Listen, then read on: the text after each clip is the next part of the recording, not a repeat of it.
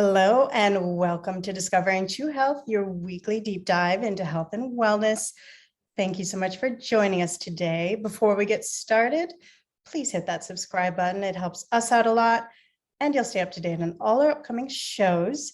You can also check out a lot more information on each show that we do on our website, Instagram, and Facebook, and all those links are below. Now, research has shown that personal goals that are congruent with our interests increase our emotional well-being. And this means that working on our goals makes us happy and brings us long-term benefits, such as improved self-confidence and strength. And as we know, positive emotional well-being positively affects our overall health. Now, on the flip side, if we don't succeed with our goals and dreams, depression and anxiety may occur when the progress is too slow or it seems too difficult to achieve. So today on Discovering True Health, we'll be learning some great tools, mindsets, and powerful strategies to turn life challenges into success and achieve our dreams and goals faster. Now, I have a very special guest on with me today. She's such an inspiration. Joining me is Fiona Demark. She's an inspirational speaker and resilience coach.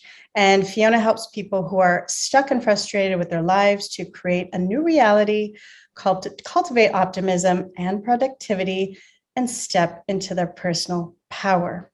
And now she has cultivated a life full of achievements and success despite being legally blind since birth. And her own personal journey has been a story of resilience and positivity, inspiring and motivating others. So thank you so much, Fiona, for joining me today. Thank you for having me. Now, you've overcome some tremendous challenges in your life that didn't stop you despite being born legally blind. You have thrived and cultivated a life of great achievements and success. So can you share with us a bit of your journey and what were some of the points along the way that were pivotal fork in the road moments that really changed your trajectory to become the person you are today? I think I grew up in a little town in outback New South Wales. So if you imagine the red dirt and the kangaroos that you may have seen, sort of, those pictures of Australia, that's pretty much what it looked like. And so it was before the internet had taken off, and so quite a resource poor location in terms of services for people with disabilities. And in essence, I was the only one in my age bracket that I knew that had a disability. And look, I'm sure there were other kids that had more severe disabilities that they had, put into specialised schooling. But for me, I went through the main school system, and it was quite an interesting process. And I think my disability never really hampered me too much until I got to my teenage years. And dealing with a disability along with all of those other identity crisis things that happen when you're a teenager was quite an interesting process, I guess. And it also was based around the expectations of the other people around me. And there were certainly times where I didn't have a lot of support. My dad passed away suddenly when I was 15. And so that was an added thing that sort of, was sort of, thrown into the mix as well. And I think realistically, looking back these days, I probably should have been diagnosed with some kind of clinical depression. But, in that instance, I was sort of just, get on with it, pull your socks up and keep on moving, build resilience. And so, I didn't have a lot of choice. That's what I needed to do. And I got to one of those moments in life where, I was feeling quite low. And I had the opportunity to do a presentation at school on a self-selected subject. And I thought, you know what, if I'm feeling this bad, surely there's other people in the same situation. And so I presented a topic for a class on youth suicide and how we could all sort of, potentially look after each other and look out for the signs and be more aware. And when I was researching that, I went to one of the sort of the welfare teachers and I said, okay, well, look, I need to know about suicide. And he kind of looked at me and sort of, gave me the, I know what's been going on kind of look. And he says, is this for yourself or for somebody else? And at that moment in time, that was like one of those pivotal moments that I thought for myself, well, is this for me or is this for somebody else? And I thought, you know what, like this is my opportunity to potentially help others. And looking back, and I had this moment of enlightenment maybe only about, 12 months ago. That was the moment in time where I decided that I was going to use my own life experiences, no matter what they had been, to potentially be able to help others. And so, from that moment, I decided I was, going to do this presentation on suicide. I was going to help other people. I decided that I was going to go to university and study social work. And the rest has just kind of flowed on from there. But I think, we all have those moments in life, I think, where, the choice can be made one way or the other. And sometimes you make it without even realizing. And I think certainly at 16, I didn't have the mindset at that point in time to be able to realize that that's what I was doing and it was going to affect the rest of my life. But, looking back now in hindsight, that's certainly what happened. Wow, that's powerful.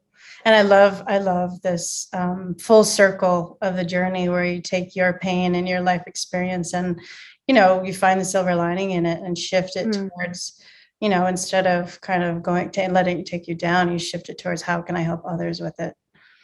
And, I think that silver lining is in everything that we do and everything that we experience. And as miserable and bad as things may seem at the time, on reflection of what's happened in the past, we've always come out of an experience with something new. And there is always that silver lining. And no matter how bad that situation is, you've always learned something from it. It might be some, inner strength and resources that you didn't realize you had. It might be that you've got people around you that support you that you didn't realize that you had. It might be that, maybe even something like losing a job opens another opportunity for you to do something else with your future that you wouldn't have done had that not happened. So always there is that positive aspect. It's just sometimes it's very difficult, especially when you're in the middle of the situation, to actually see it. Absolutely. Yeah. And I love how you said reflection, because I think that's an important aspect of it as well as, if we're in a time currently in our lives where we're going through something, and like you said, we may not be going through so much emotional turmoil with it, but reflecting back on another part of our past where we might have gone through something terrible or, difficult, and realize how we were taken care of and how we got through it, and been like, okay, this happened to me and I got through it. Look what happened. Look at the outcome and look what I learned, or look how I grew. And then we can kind of use that for our future or for our current, issue, and be like, all right, if I was taken care of then, I'm going to be okay now. Yeah. Yeah. I love that. Now, in the last few years, especially, there have been a lot of shifts and changes for many of us. Some of us have lost our jobs, and we've had to learn how to pivot in our lives and change directions completely or start over. What are some principles you've learned along your journey? What comes to those kind of fork in the road times in our lives that many are going through right now? Yeah, I think it's been really interesting that process where we've kind of been forced to change. So as a society as a whole, we don't like change. We quite often fear change. And when change is forced upon you, and sometimes unexpectedly, or change has to happen very quickly rather than you having time to contemplate and come to a sense of adjustment around it, I think sometimes people do find that very difficult. And I think it's all about communication, and making sure that the communication that you're having with other people is really good. And also I think just making sure that you do have those resources, set up to be able to say, okay, well, I'm feeling a little bit stressed. What do I need to do to manage this? And, it's not always easy, but I think, to be able to sometimes pre-think and to be able to know and understand what it is that helps you through difficult times is really useful. And it might be that, you reach out to a friend, or it might be that, you listen to music or go for a jog, or, there might be a million different things on the list, and to be able to pick out those things that work for you, and then have a short list, because they're not always going to work in every situation. but to be able to just sort of, have that toolkit you in your mind, so then you can go, okay, well, these are the things that will work for me in these situations. And I'm starting to go down the rabbit hole, so let's try one of them before we hit rock bottom. Right. Yeah, that's powerful, and that's such great advice to really have something in place and tools ready, and be mindful of that. And I loved how you said, the way our society is set up is not, we have this kind of linear, okay, grow up, you go to school, you go to college, you get married, you get your job, and then, it's kind of like you live happily ever after. Yeah, And it's not like that. Yeah, it's like this is like what's ingrained in us and the normal, it's not like, okay, then you have to move. Suddenly you have to move. You have to move 5 times in your life, or you have to switch careers 3 times in your life. I mean, these things are more and more normal now. And, and you're right. I think, we need to start kind of wrapping our heads around that. And I think embracing change and not always seeing it as a bad thing. I think that's part of the thing. Sometimes it's like somebody else has done this to me, and so people don't take responsibility for their own thoughts and feelings around that, because they've still got that mindset of, this has happened to me, not, this is happening and I'm working my way through it. And so that mindset is very different depending on the way that you sit with those situations. Absolutely. Yeah, exactly. So, instead of being the victim of it, like, look for the silver lining and how can I learn and grow? I mean, I've had to change many times and move many times, and it's, I wouldn't want it any other way. Even the bad things are like, all right, look how I grew, look how I changed, even though it was uncomfortable at the time. Now, the other part is, not many of us are not yet where we want to be in our lives. We may have a life vision or a dream of where we want to be, but maybe still struggling to achieve it. What are some really helpful mindsets and daily practices that can really help keep us motivated and moving towards our dream and vision when times get a little tough and it feels a little stuck? I think having that vision really clearly mapped out is really important. Having a clear goal or having that clear vision, and then working out, okay, well, what are the things that I need to do continuously to make that happen? There's no point in saying, well, I want to own $1 million yacht, if you're sitting watching Netflix every weekend and, not doing anything about it. So it would be lovely to own the yacht, but if you don't do anything towards that goal, then that goal is never going to happen. So to be able to work out, okay, well, what are the things that I need to do to own $1 million yacht? Well, maybe I need to buy a lottery ticket, or maybe I actually need to get out there and work out, a different source of income, or, maybe I don't get to go on the million yacht of my own, but can I work out and go, I might just go down to the boat marina and look at the yachts, and that might inspire me. Or it might be that, okay, well, my friend has a little boat that I can go on and, go and experience things that will continue to keep you motivated towards that end goal. And, it sometimes chunking it down into those smaller pieces and saying, okay, well, yes, this $1 million yacht is a wonderful vision or goal to have, but, maybe I'm not quite there yet. So what are the things that I need to continue doing for myself to continue to inspire me towards that goal, but also to then work out, well, what are the things that I actually need to do on a daily basis and actually do those actions to make it happen. And so, to be really grateful for what's happening in the moment, but to still have that future vision and continually take action towards it, because things don't just magically ta-da by themselves very often. I mean, it's not unknown, but it's not the regular outcome for, things that you want in life. So if you've got a goal, you actually do need to really strategically think about, well, how am I going to get to that place? Absolutely. Yeah, I love the idea of, keeping the big vision alive, alive in your mind, but also having like the smaller little tastes of it along the way. That's powerful. Now, along our path of achieving our dreams and goals, we'll most likely meet some type of adversity or challenge. How do you approach adversity? Um, Look, to be honest, probably like everybody else, I fall into a heap at the time.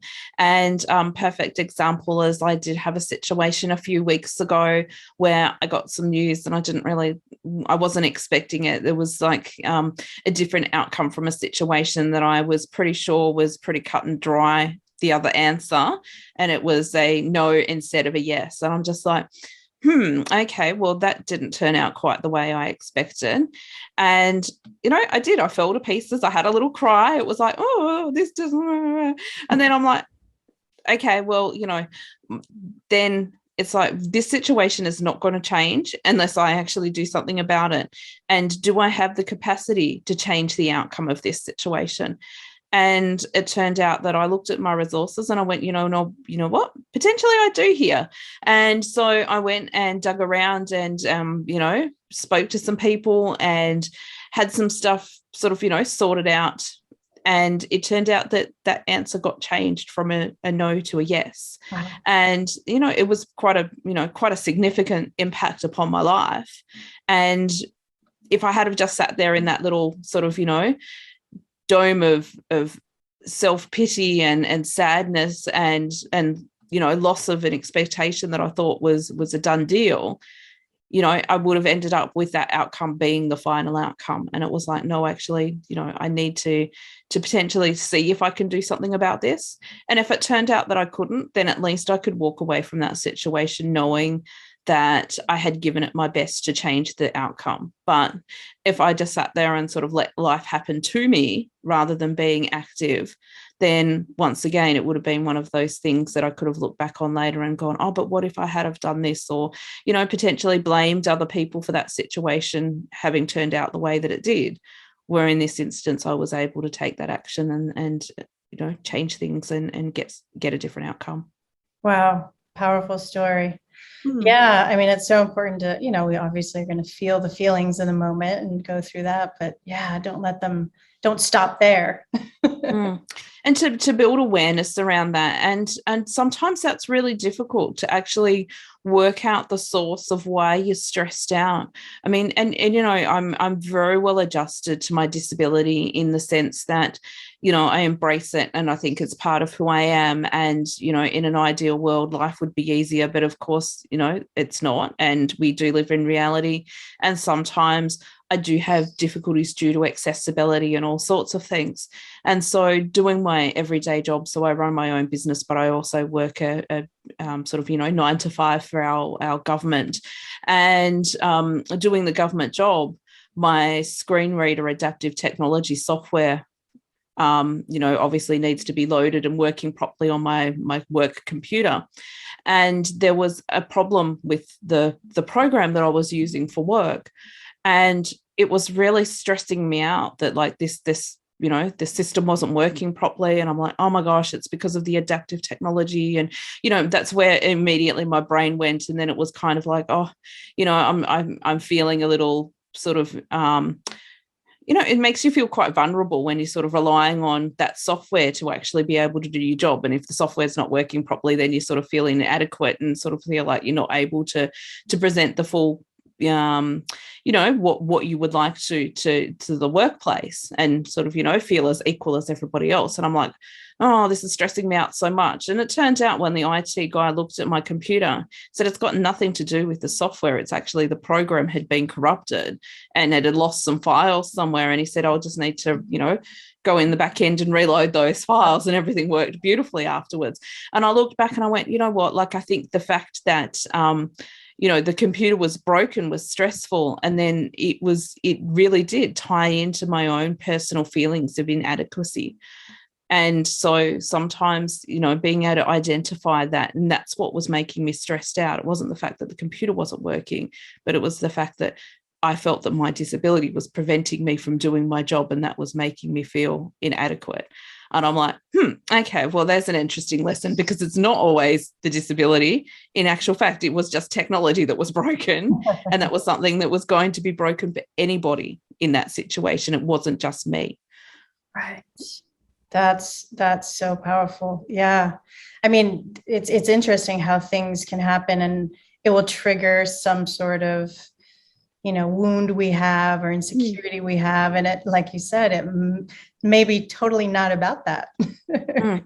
It was the But computer. It wasn't anything else. yeah, Yeah. those things have been built into us. I mean, we get all of those belief things from childhood, and, that's set up, and it just operates on a subconscious level. And until you can actually have that situation where you can identify it and call it out, we're behaving with this set of rules that often none of us even realize that are happening. It's really interesting. And it could have been because someone told me, you have to be, and I'm sure like many people in the disability community would relate to this. It's like you have to be as good, if not better, than everybody else to prove yourself all of the time. And if that's the mentality that you're brought up to believe, then that's the way that you subconsciously operate. And, that example was perfect to show that that's definitely what was happening for me. Yeah. Yeah. And like you said, a lot of these wounds are, things that happen in our childhood and we're not aware of. And these are great opportunities to learn. Because like you said, we don't always realize what it is that, our wounds that need to be healed or what's holding us back. And that was a great opportunity of this consciousness you put into it and realize the connection and wait a minute, this triggered this. This is something I can kind of focus on and heal. And it can be as simple as someone telling you, like, I mean, perfect example of someone that I worked with that, they just had this belief system that they weren't good at doing accounting kind of business stuff. And I, in the coaching sessions, and it was career coaching that I was doing with them. And I'm kind of like, well, why aren't you good at that? Like, why don't you like it? And we uncovered that they'd been told when they were in school that they were bad at math, and, you're never going to be any good at math. So just don't even focus on that, focus on something else. And so they just brought this belief system of being bad at math, and that had sat with them forever. And they hadn't really unpacked it until that moment in time where we got to the bottom of it and said, okay, well, really, are you bad at math? And they're like, well, no, like, there was other times in school that I was actually really good at math. And I'm like, well, that one person though, telling them at that integral moment solidified that in their head to set that belief up.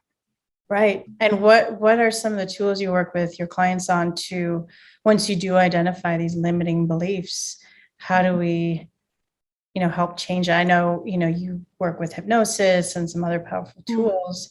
But what are some tools around kind of shifting some of these deep-seated limiting beliefs once they come up? I think often we've all got the evidence of those things being incorrect. And so even if you can say, okay, well, my limiting belief might have been, yes, I'm bad at math. Okay, well, yes, I failed a math test. But at the same token, okay, well, I've done amazing with this, this, this, and this. And so you build the evidence to be able to say, okay, well, how true is that statement? And to actually build evidence to show that it's not true. And then say, okay, and if this weren't true, what would the future look like? And what are all the things that you can do? Now we've changed the thought of being bad at something or having that limiting belief. And then all of a sudden people start to think, oh, well, if I didn't think that was the case, then I could go and do X, Y, Z. And once they paint that picture in their head of, wow, these things are possible, then that becomes a really powerful tool in working them towards having that different future, because all of a sudden they've seen a future where they're not letting that belief actually limit what they can do. Wow. Yeah. It's that mindset shift. Now, resilience is the capacity to overcome quickly from difficulties. And it's such an important and absolutely necessary when it comes to achieving success in our lives. What are some ways that we can cultivate and build resilience in our character? I think the biggest thing is self-awareness. It's the first thing, as being aware of what your thoughts and your mindset are. And I think we all have the capacity, and, it's hard to get your head around. A lot of people, life happens to me. like instead of taking responsibility for their own actions. And you can quite clearly see this in, two people that go through the same situation. Like, I mean, I always use the simple analogy of, okay, I could go and kick my toe, and one person will kick their toe and say, ow, that hurt, and continue on. And the other person kicks their toe and they, scream and yell and fall on the floor, and life is ending and they need to go to the emergency department. And those two reactions, I mean, the exact same situation. It's just the mindset of how people have dealt with it. And I think, we all have the ability to control our thoughts and our feelings and our behaviors. But to be able to take personal responsibility for that and say, okay, well, look, like life is happening around me, but things don't have to happen to me, that I can actually be in control of the way that I respond to those events. And I think that's the most powerful thing. And so many people, blah, blah, blah made me feel whatever.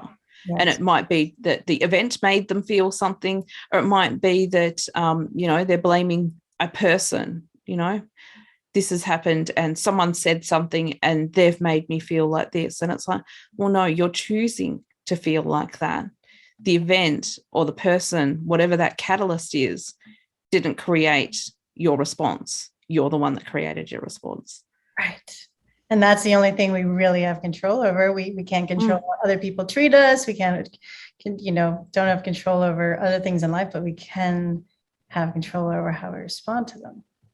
100%. Now, the opposite of adversity is opportunity, and opportunities are great and positive, but sometimes we may block ourselves or not be open to opportunities because of fear. And for some of us, we can even have a subconscious fear of success. So what's your approach and some kind of good mindsets to build around opportunities when they come up in our lives? Look, I think it's really interesting. We come from this society where we were always taught to grab every opportunity as it comes. And then more recently, and look, I think this is probably going to be a little controversial actually, but all the self-care people tell you, say no, like, know your barriers and your limitations, and, say no to people that have got their expectations that are too much for you.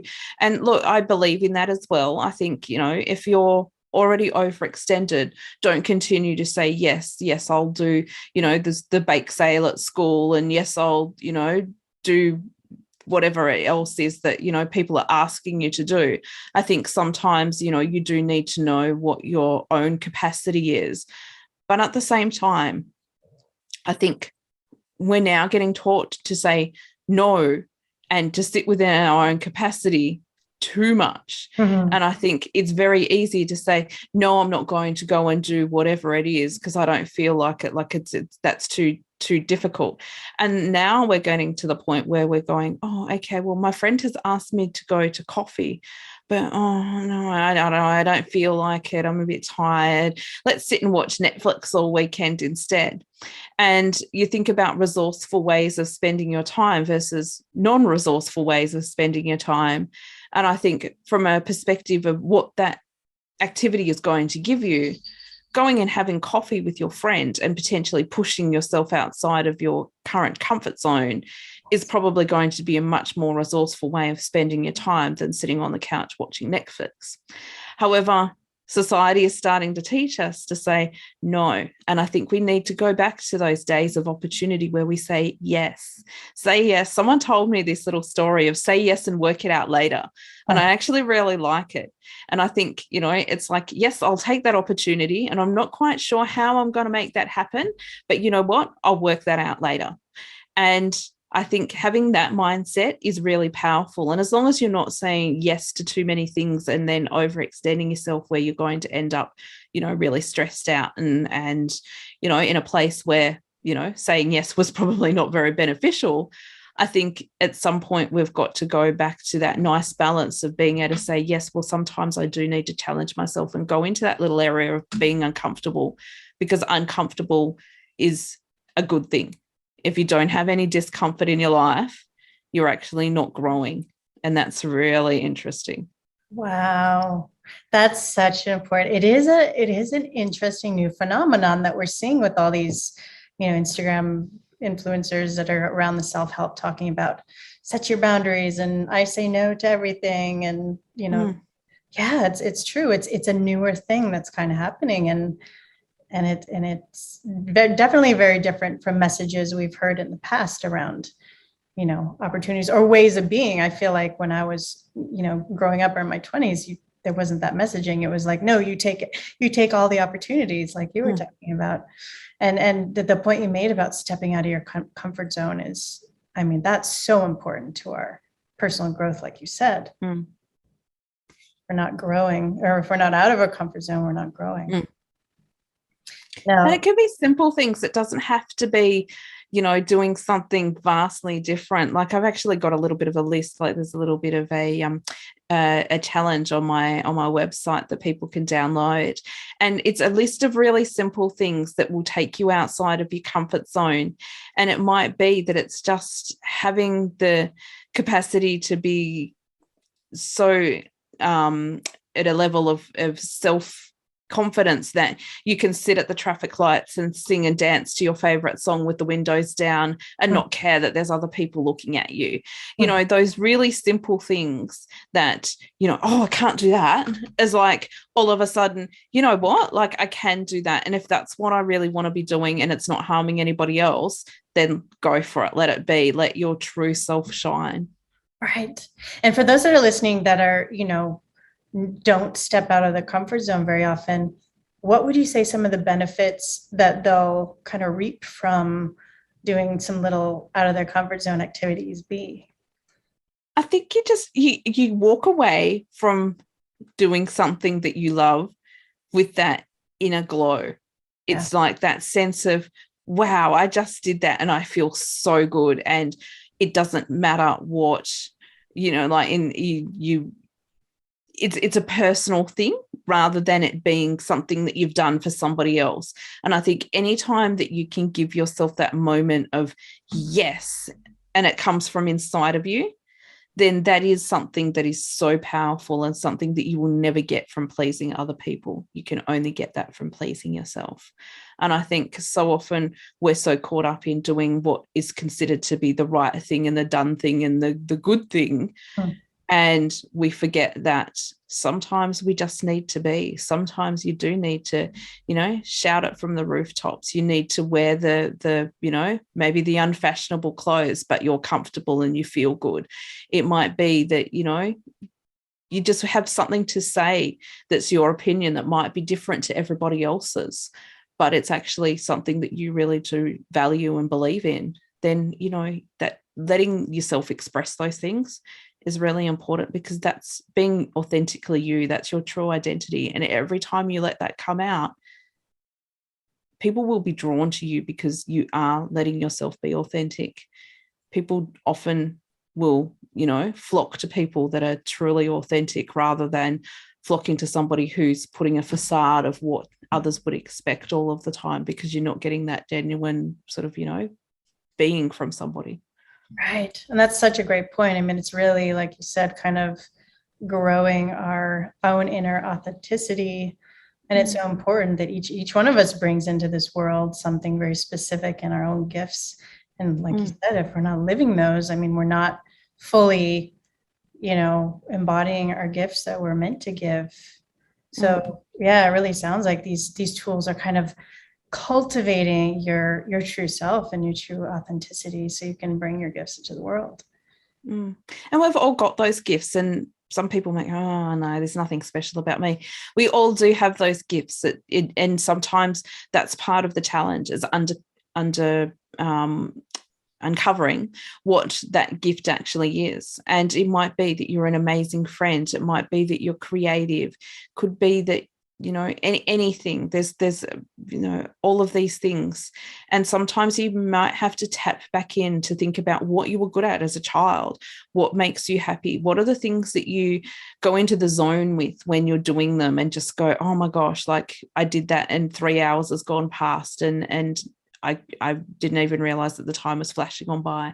Because we've all got those gifts, and I think the more we spend time doing those things and celebrating what our gifts are, the better your overall life will be. It's so easy to get caught up in the everyday. I've got to, take the kids to school, feed the dog, do my exercise, put the washing out, all of those things. Yes, they're important, but also spending some time on what makes you really happy and finding that inner gift and being able to share that with the world.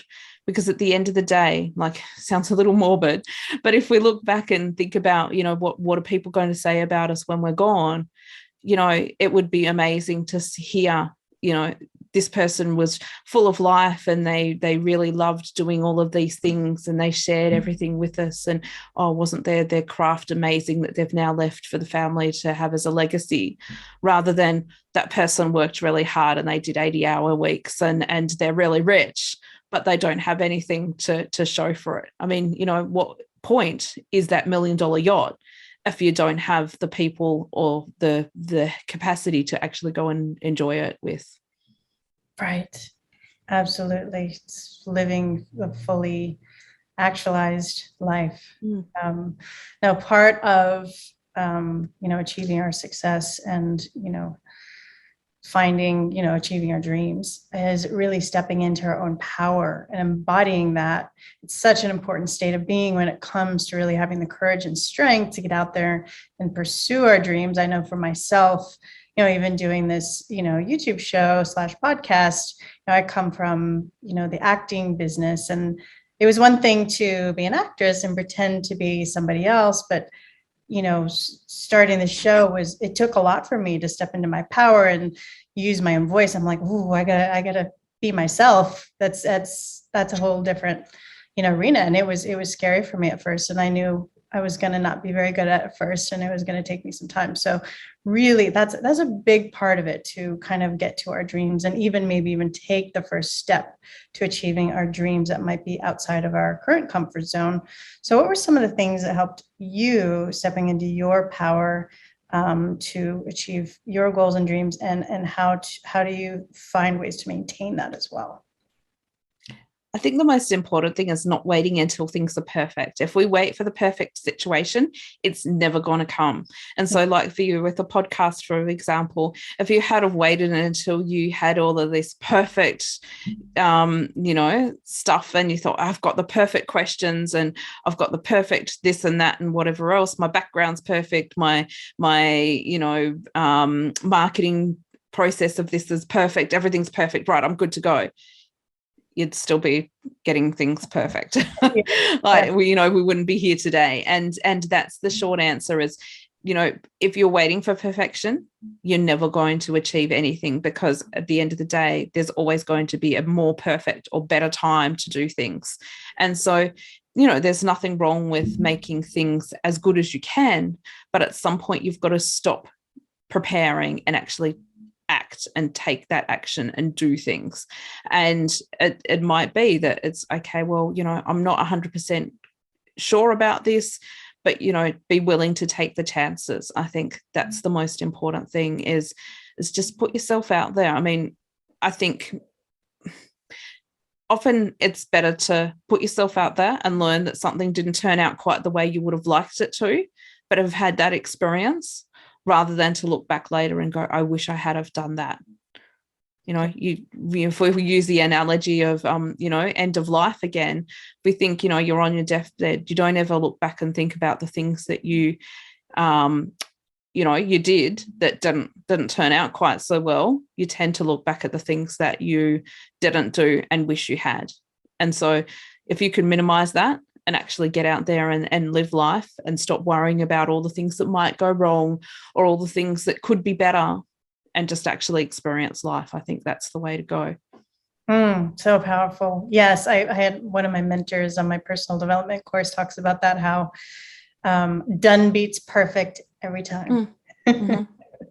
Because you can always improve on done. You can go, okay, well, that didn't work out, but let's try plan B and do it differently next time, rather than still thinking about how it's going to happen and never do it.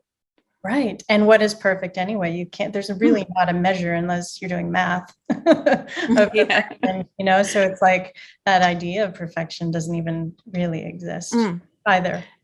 and your impression of what may be perfect versus somebody else's impression of what may be perfect is often very different as well. Absolutely. Now, being highly productive is also vital when working towards our dreams and goals. And as that saying goes, you have exactly the same hours in the day that were given to Leonardo da Vinci, Thomas Jefferson, and Albert Einstein, or in today's time, Elon Musk. What are some tools we can all implement to increase productivity so we're functioning at a higher level daily so we can achieve our goals quicker? Really work out how you're spending your time now. The really interesting exercise I get people to do is actually to keep a diary of how you've spent your time for a week, and to actually really calculate. Don't just put the meetings in the diary, but put the time that I've sat on Instagram, the time I've sat and watched Netflix, the time that I took the dog for a walk, the time that I sat and had coffee with my friends. Everything goes onto the list. The time I was asleep, everything on the list. And then reflect back on that list and go, okay, well, if I think that I've got no time, where could have I bought some time for myself with things that I've spent my time on that weren't as productive as they could have been? And it doesn't necessarily mean that you can't do those things that, are on that list that people would put into the non-productive zone of time wasting, really, like if we want to call it that. So it might be that, yes, social media is really important to you and that's your connection to the world. So you can't say, well, okay, well, I'm not going to spend time on social media, because that is actually important. So then when you look at those list of things and you think, okay, well, I'm going to put this into the resourceful category and this into the maybe not so productive category, then when you look at that not productive category, okay, well, let's look at the things that are important and prioritize those and say, okay, well, being on social media is really important to me, but instead of doing it ad hoc all through the day and ending up spending 3 hours on it, that I might actually allocate some time to actually do that for half an hour in the morning, half an hour in the evening, for example. And so, you then spending your time constructively. So actually working out how you're spending your time, and then working out what it is that you want to do that is actually useful. And then the things that aren't so useful, eliminating them and saying, okay, well, yeah, I don't really need to spend my whole weekend watching Netflix. I could have gone and, put the things in the garden that I planned to, planted that veggie garden or whatever it happens to be that you wanted to do. And so, moving those time frames to be more resourceful and more productive is really important. But to not feel like you have to be at it 100% doing productive stuff all of the time, to actually make sure that you do schedule those recreation moments in there as well. Because if you don't have that and you've set yourself an expectation that you're going to be doing all of these wonderful productive things, you will not be able to hold up that routine for yourself, and you're going to slip back to doing totally unproductive things all of the time. Right. So to actually set yourself that nice balance of, okay, well, I do need to have, that old, I don't know whether America had it, but here in Australia, they used to advertise Mars bars with work, rest and play. And I think, it's really interesting, because that's really the elements that we need in our life. We need those work elements to be productive. We need the rest elements to then regenerate ourselves. And we need those play elements to keep ourselves happy and to be able to, keep functioning on a level where our mind is good as well as our body. Yes, I love this concept. And I'm going to do this exercise myself. It's interesting because many years ago, when I was working on my, finances, getting my finances, that was one of the tools that I don't remember what book I was reading about at the time, but I went through that process with finances, like where you write down everything and then you look at it and you're like, oh my goodness, I'm, I could cut this out and cut that out and doing the same. Yeah, I've just bought 5 cups of coffee where I've got a perfectly good coffee machine at home that I could have used. Exactly. Yeah. But yeah, using that same concept with time is, because that's beautiful. And I love how you talk about the balance as well, because it's vital to have our play and rest as well. And it's kind of like if we were to go on some sort of crazy diet and not have anything we like and only eat broccoli or something, it's not sustainable. It's all about sustainability, really, when it comes to everything and balance. Now you talked about, we mentioned goals. And goal setting is a great tool to really help us stay focused and prioritize our time and what we're doing. And there are some also really great studies done on the importance of goal setting. And I know there are a lot of different strategies when it comes to goal setting out there right now. What's your approach when it comes to goal setting that you found works? I think for people that don't know what their goals are, or they've got a huge big goal that they're not quite sure, okay, well, how do I actually get to that? I think it's really worth sitting down and just brainstorming, writing stuff down. Think about where you want to be in a certain period of time. Okay, well, in a year's time or 5 years' time, I want to be doing these things. Okay, well, what does that look like? And actually write it down. It's so easy to be sort of, just think about it in my head. I'd like to do this, this, and this. It's not tangible. And you forget about it, it's like you might have this vague idea of, I want to own a house and whatever. Actually make it really realistic. Go and write down, okay, well, I want a house and it's going to be on a quiet street and it's going to be in this location. It's going to have a beautiful garden and it's going to be 2 stories and it's going to have a swimming pool or whatever those things are that tick your box. Actually write it down and make it really tangible, because the more tangible something is, the more we're teaching our brain that it actually exists. And so instead of just having a thought in your head of, I think I would like to have this, by writing it, it brings it more reality and brings it more truth into who you are. And it's very easy to sort of, trick our brains, I guess, into making these things happen more easily if we do write them down and make them tangible, make them solid. And then once you've got that list, you've always got that list to reflect upon. So then when you think, I'm maybe not feeling like I'm not being very productive, well, what are the things that I actually wanted to achieve? And then you've got that list to go back to. And when you do that brainstorm and make that list, nothing is impossible, because whatever you're thinking and adding to that list that's coming out of your subconscious, there's some element of that is actually what you want to create in life. And so even if you can't create that big picture thing, there might be some element of something that you can do that is actually going to be beneficial to life in the meantime. So we might go back to that idea of the $1 million yacht. Okay, well, maybe we can't have the $1 million yacht, or that is something that is way past my current capacity. But what can I do right now to make myself happy and to bring those goals to reality? And as we mentioned before, it may be that, okay, well, I go for a little cruise out on the bay on somebody else's boat or yacht. And so all of a sudden you're actually bringing some of that into your life. And I think, so making the goals, just brainstorming, and then realizing that if it's in your mind, it is possible. It might not be possible on the scale that you set it at right now, but there is some element of that you can now make happen for yourself. Wow, that is so powerful. Yeah, and you're just reinforcing it by bringing in maybe smaller pieces of it into your current now. You're reinforcing I guess the fact in your brain, you're telling your brain that this can become a reality by bringing in little pieces into the here and now. Yeah. I love that. Now, for everyone listening who are working towards achieving their goals and dreams, maybe a little frustrated or not where they want to be, what would be your top 5 strategies that can really make a lifelong impact? Most of all, be kind to yourself. We so often get caught in that negative self-talk of, I'm not good enough, I'm never going to be able to make this happen. Actually look at that and say, okay, how realistic are these thoughts, and acknowledge them, and then replace them with something positive. And that's really important, because so often we get just caught on that little loop of, I can't do, I'm not good enough, and that negative voice never shouts. Always shouts louder than the positive one quite often in our brain. And so to actually quieten that down a little bit and be conscious of when those negative thoughts are creeping in.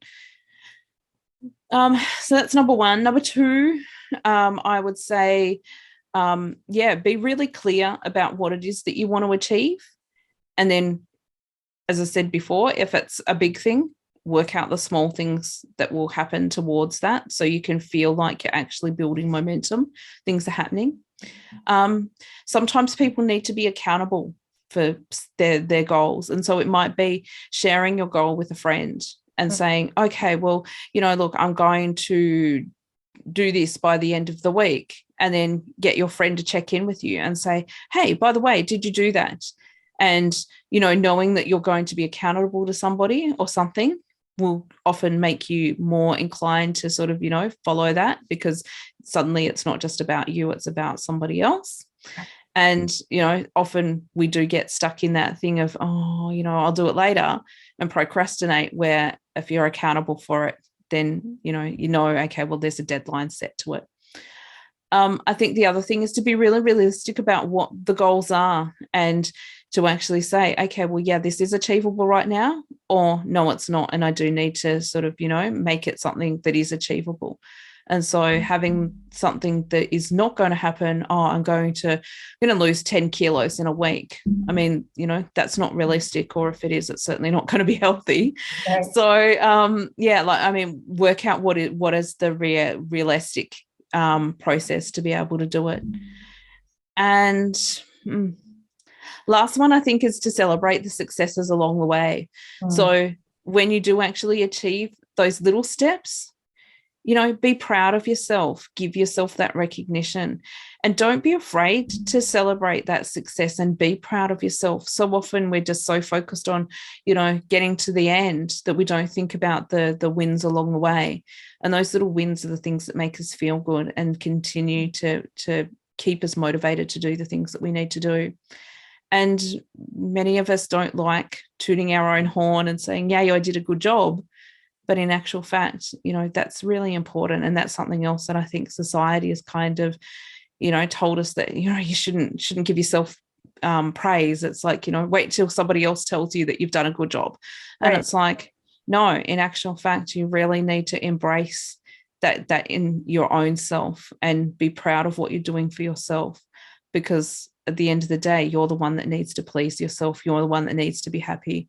And your gauge of what is working for you may be totally different to somebody else's gauge.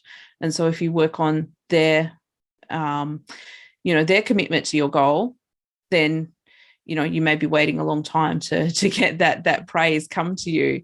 Where if you're working on your level of commitment to your goals, then it becomes a personal thing. And, we can be proud of what we're doing.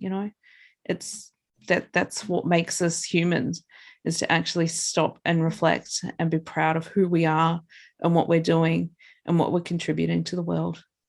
Absolutely. Oh, those are wonderful. And yeah, I love the idea of the celebrate your wins. It's so vital. And like you were saying, I mean, I think about this a lot, like this kind of perceived value of somebody.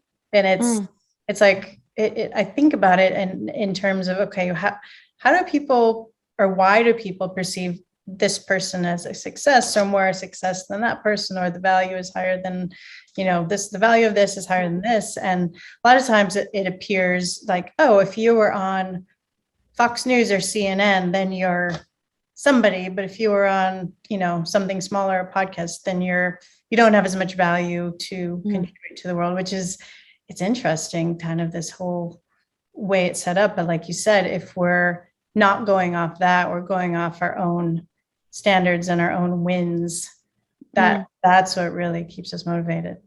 And how you're connecting yourself to the things that are important to you. It's really interesting. It's like, that whole social media thing. So Instagram is the perfect example. And, probably, I mean, I don't know, I don't use TikTok, but, same kind of concept, I guess. Oh my gosh, I've got however many likes and, 5 million followers. Yay, I'm amazing. Yes, I'm this best, whatever. Yeah. But, having 5 million people that maybe you can't interact with, or that they've put some level of value on something that you've done, versus that real connection with maybe 2,000 people that then you've actually got the ability to respond to personally and to build those relationships with, and to actually have that two-way communication. That's the thing, that's the difference. And I think sometimes, we measure ourselves by how many people are following us versus the actual, communication that we're having with people. And, once again, that social media thing has taught us that, and that was the beginning of it. But now, you listen to all of the people that sort of, we're talking about whatever the latest Instagram algorithm is or whatever, and it's not necessarily about the amount of people that are your followers. It's more about the communications and the connection that you're setting with people. And I think, that was what the purpose of it was in the first place. It was for sharing things with people that are meaningful. Yes. And it's this idea of creating value, but it's money. It doesn't necessarily have to be money, or like you said, the amount of followers. It's this thing of real connection and a deeper connection that's more valuable, like you said. Then that builds and creates a feeling inside of us that nothing could, just money or just a bunch more followers that maybe we don't have that connection with could ever do. Yeah, that's such an important point. Now, for those who want to contact you or learn more about your program, where can we find you? And can you give us an idea of what types of programs you're currently doing? And also, do you have any other great resources we could all check out? Yep. So my website is probably the best location at the moment. However, it is under a big rebuild at the moment, so it will look very different again in a few weeks' time, hopefully. But that is www.fionademark.com.au. And of course, I am all over the socials, so Facebook, Instagram, and LinkedIn. And if you just search my name, Fiona Demark, which is like Denmark without the N, I will pop up and you will see all sorts of different things. And I do something slightly different with each of my, I guess my social medias. But, one of the things that I like to do is, to share that really genuine part of an insight into my life. So the Instagram, for example, you will see things like, little tips and ideas on how to be more accessible and more inclusive and, be aware of the disability community, along with seeing me doing things like, sharing my ideas about how I do things. So just this weekend, I've planned to, show you how I do my makeup, for example. So, blind person putting on makeup, how does that happen? Wow. And so to pop that on so people can get a bit of an idea about, how day-to-day life looks like when you have to think outside of the square. And that builds back into that whole thing that I'm trying to teach people about being resilient and, maybe thinking about things differently, as every day of my life is potentially thinking about things differently. Because imagine running your life with your eyes closed. It's a bit of a different concept. So, so that's pretty much what that's all about. And, sharing a little bit of that authentic self as well. So, if you want to check it all out, it's pretty easy to find. So, yeah. Wonderful. I will post links to all your stuff below. And yes, it sounds like, being born without sight has given you another superpower, like you said, of constantly having to think outside the box and, creating ways of doing things that are outside of the box where, most people don't do that on a daily basis. So very incredible. Now, before we wrap up the show, do you have any final thoughts or words for those who want to turn their challenges into triumphs? I think primarily to just be really aware of your thought patterns, to work out why you're doing the things that you're doing. And if they're not giving you the outcomes that you want, to really be reflective and say, well, what is happening and what do I actually want to achieve? And actually change your behaviors to match what you want out of life, rather than what life is presenting at the moment because of the things that have been set up in the past. Beautiful. Well, thank you so much for joining me today and sharing your incredible journey. You're such an inspiration. I really appreciate our conversation. And thank you for all the work you're doing to help others achieve their goals and dreams as well. Thank you so much for having me. It's been lovely to chat with you. Remember, knowledge is power. The more you understand about your body, the better you're able to stay healthy and prevent disease. And a reminder, I'm not your doctor. Please don't take this as medical advice. If you have specific questions about your healthcare, feel free to reach out to your practitioner. And if you like this video, please like and share with others. This information could really help someone you may know. And hit that subscribe button if you haven't already, and that little bell to be sure you don't miss out on our future shows. And I will see you next Wednesday on the next episode of Discovering True Health.